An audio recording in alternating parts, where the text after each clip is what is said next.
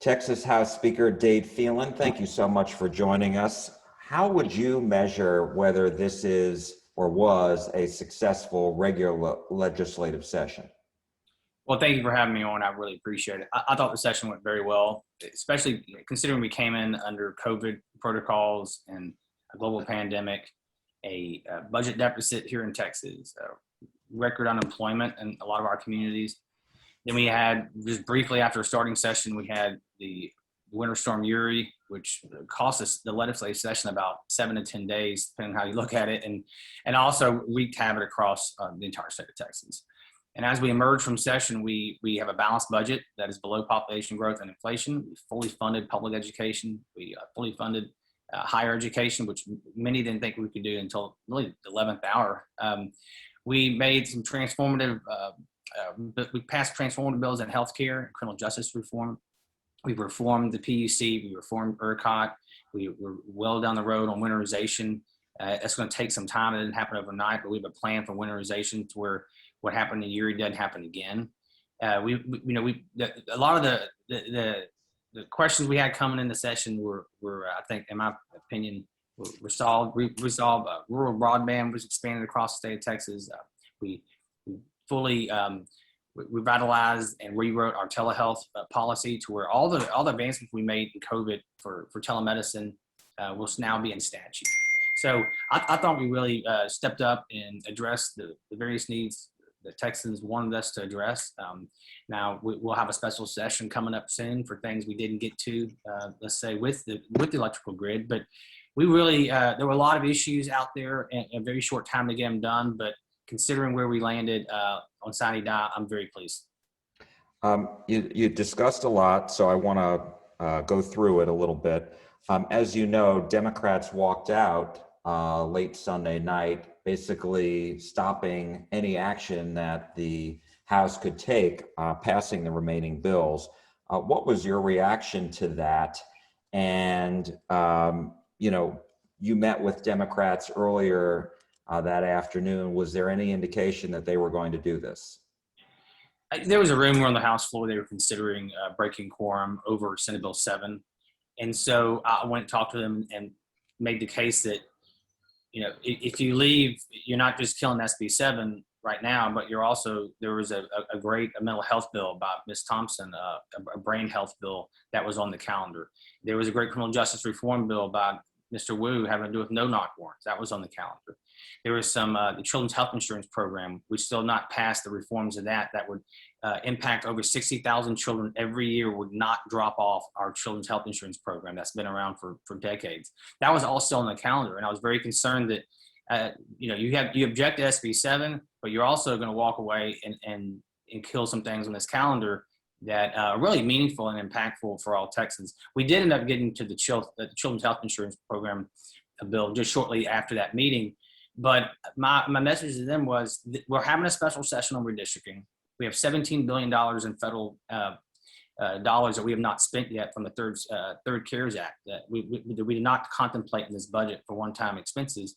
So we're coming back. So SB 7 is going to be on the call. We all know that, or not. Election integrity will be on the call, and bail reform will be on the call, because the bail reform bill was also on that calendar. So the bail reform bill and election integrity were priority items of the governor, and obviously he's going to put them on a special call. So my message to them was, you can delay this. We can vote on this now. We can vote on it in the coming months, or even as early as Tuesday. It's his decision when we come back and what we discuss. So I don't see this issue going away. We will debate it again, and we'll eventually vote on it. What could you have done to prevent the Democrats from walking out? You do have authority to have them brought back, right? There is a provision in the House rules where doors can be locked and members can be arrested, so to speak, by the Department of Public Safety or the House sergeants. And to my knowledge, in recent history, and especially going the last 20 years, that's been used for redistricting purposes, because there have been quorum breaks to stop redistricting bills. That's a different situation in my mind, because the redistricting bill is a constitutional requirement. We have two things we must do per the Constitution when we arrive in the Capitol. And one is every session to pass a budget. That's a constitutional requirement. And then one every 10 years is to pass redistricting bills for the Texas House, Texas Senate, State Board of Education, and U.S. Congress. So they're constitutional requirements. So the call on the House, so to speak, in my opinion, has only been used for redistricting purposes. Again, I was very confident we're coming back on this subject matter. Again, it could have been Tuesday, it could be tomorrow. I don't know when the governor's going to call us back, but it does sound like it's going to be sometime in August to discuss this very topic. Lieutenant Governor Dan Patrick blamed you for not keeping the House calendar on track and for sending lawmakers home on a Friday and a Saturday. What's your reaction to that? The Friday and Saturday he's speaking to, the House was well ahead of the Senate, in my opinion, statistically on a lot of legislation. We had passed a lot of their bills, and they hadn't referred some of ours. And quite frankly, I'm the Speaker of the House. I'm there to preside over that body and to work with my members who elect me. I'm elected by them.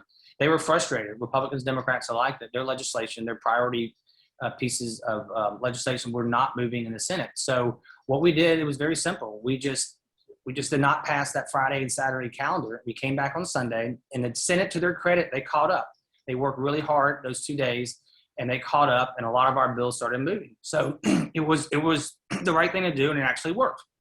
That Sunday, Jack, we passed the Friday, Saturday, and Sunday calendar. Not a single bill languished in the House because we weren't there for those 2 days. So that's categorically false. And if you want to talk about scheduling, let's talk about scheduling. The Senate Bill 7, we passed it over to the Senate on May 17th, our version. They could have passed it. They could have concurred and would have gone to the governor's desk. They chose to go to conference. It was their choice. And they wrote the conference bill. The Senate was in charge of drafting the conference bill. We got that bill back early Saturday morning. It had flaws all throughout. We found over 12 points of order. They realized that. We had to revise the bill. We finally filed that conference bill in our chamber at 4:40 p.m. Saturday. The rules say you cannot take it up until 24 hours after you file it. So we got it late.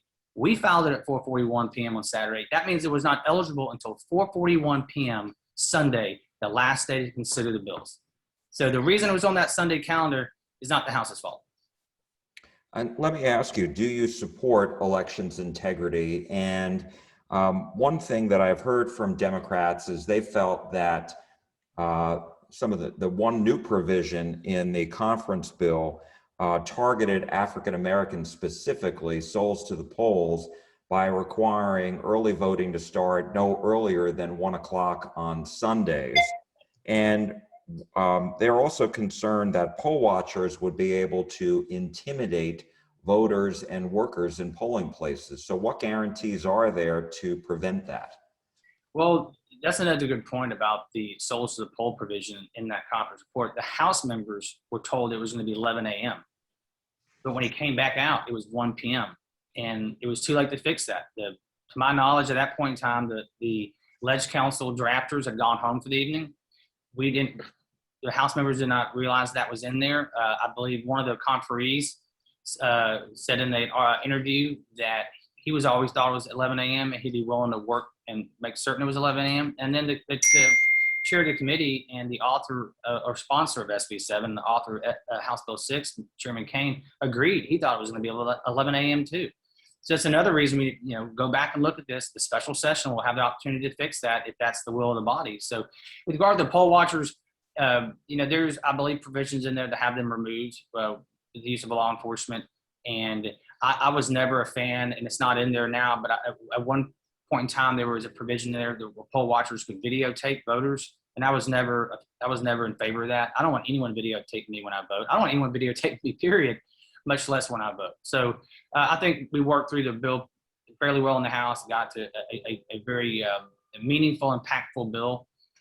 And so I hope to do that again in the special session. I'm more than willing to work with the Lieutenant Governor and the Senate on this issue. We all are. If the governor calls us back, we're going to show up and we're going to get to work. Do you agree with Governor Abbott's threat to veto the legislative budget?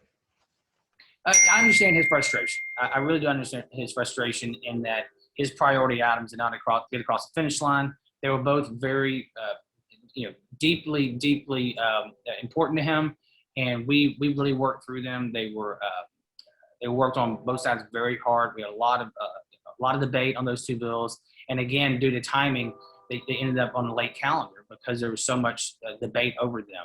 So I understand his frustration, and I've said this before, and I'll say it again. His frustrations are with the members who didn't do the job. His frustrations with the members of the legislature and those who broke quorum. I understand that. My only concern with vetoing Article 10 is that it's more than just the House members who didn't do their job. It is the staff. It's my staff. It's it's all of our lieutenant governor's staff, but it's also folks like legislative council. That's who drafts the bills in which we vote on. And also, as we go into redistricting, and I hope that's on a different special than this one, because it's almost impossible to draw maps without Ledge Council's assistance. They're the experts, the technical experts. So I'm hoping these are on two different calls, but that's again the governor's decision. I respect the decisions, but my only concern is for the staff who didn't play a role in this.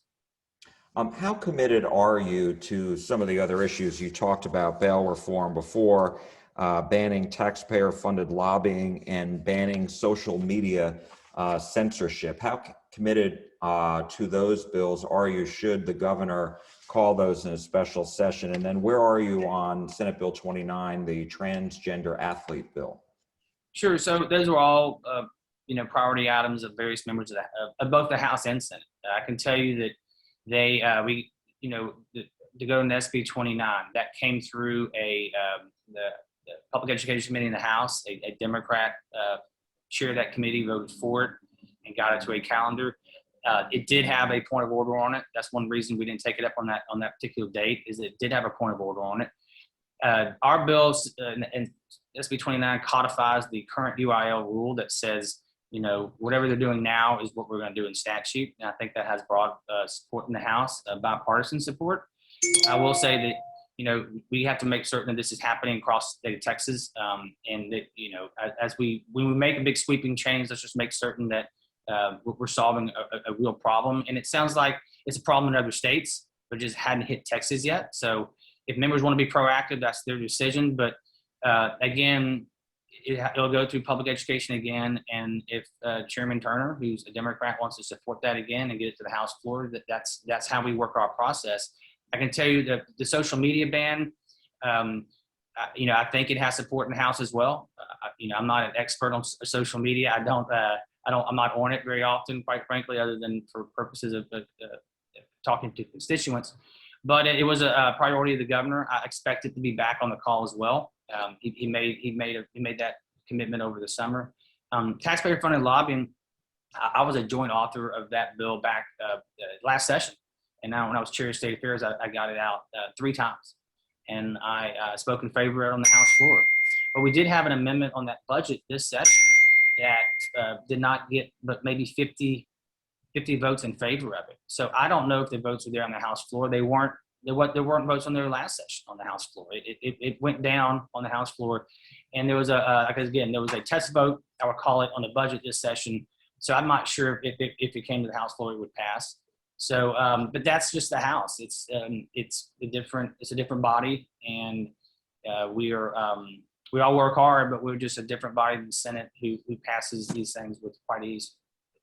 You mentioned the deadly power outages in February, and I'm wondering, do you believe the legislature went far enough to prevent what we saw happen in February from happening again? Not only with regard to the governance over ERCOT and the PUC, but also does it require winterization, or does it leave it up to the PUC?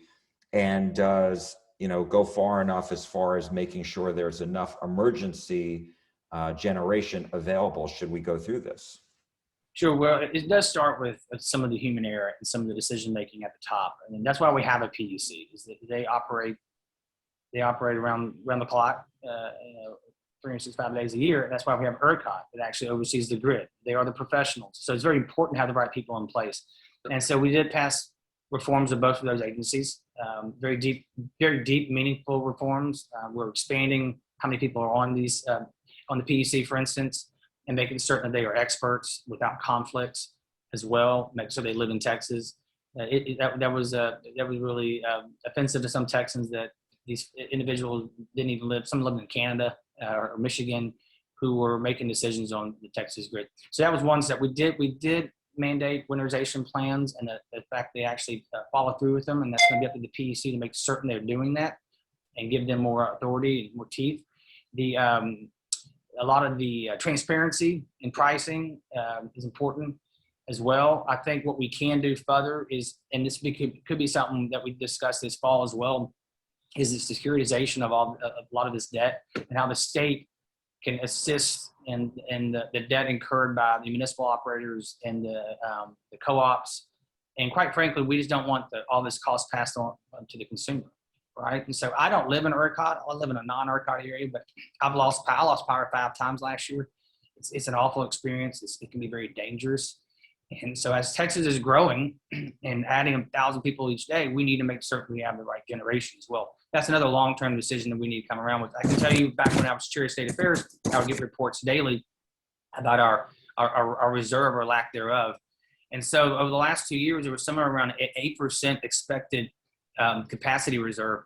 I will say the good news is that they have now estimated we have a 14+% capacity reserve going into the summer, which is the best it's been in very long time. So that should make things easier this summer as we go into the very warm months. But the capacity is becoming much less of a concern right now. But as Texas continues to grow, it is something we need to consider. My last question to you, and I appreciate your time very much, Mr. Speaker, and that is, it seems from the outside of the Capitol that the Republicans and the Republican leadership are not all on the same page.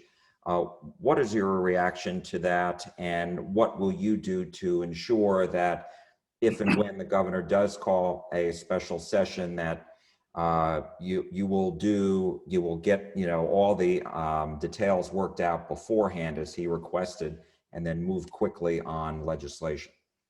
Well, I can tell you, for instance, with the election integrity bills, House members are already working on that right now. They're already looking at, what were the provisions that we all liked, what were the provisions that we need to talk through and understand better in SB 7 as it ended up at the very end. They're already looking at that. I could say the bail reform bill was there. We just didn't get to it. So, I mean, if there's some small changes we need to make, that's fine. Now we have time to do that. But I can tell you that a lot of this stuff is ready to go. We just, once we meet, we need to go through the finer details. It's difficult to say everything's ready to go. Let's go pass these before session, because it's a deliberative process. Members want to have the opportunity to have their voices heard, regardless of party or where they come from, rural, urban. Everyone wants to they want to have their opportunity to discuss it. And so it's not going to happen overnight. When we come back in, we're going to have committee hearings. We're going to lay the bills out. We're going to have testimony like we always do.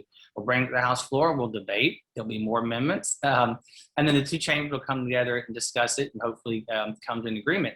I'm more than willing to work with the Lieutenant Governor and the Senate on any issue, on any time, any day. Same with the governor. These are serious positions we have. And Texans have entrusted us with their families, their businesses, and we need to deliver for them, whether it's bail reform or whether it's election integrity or whether it's the grid or even, I'm now getting a lot of calls about property tax appraisal reform. People are getting their notices and they're just sticker shock. So maybe that's something else that we could discuss. I mean, there's a lot of issues. Of course, we have redistricting, our constitutional requirement. We have to do that every 10 years. And we have $17 billion in federal funds that we've yet to spend. And those are going to be mainly one-time uses, but very significant uses for a lot of our communities, whether it's flood mitigation, or it could be a transportation project, it could be a public education project. But let's get together and let's have a great deliberation as we're supposed to, and let the process work. Texas House Speaker Dade Phelan, thank you so much for all of your time. We really do appreciate it.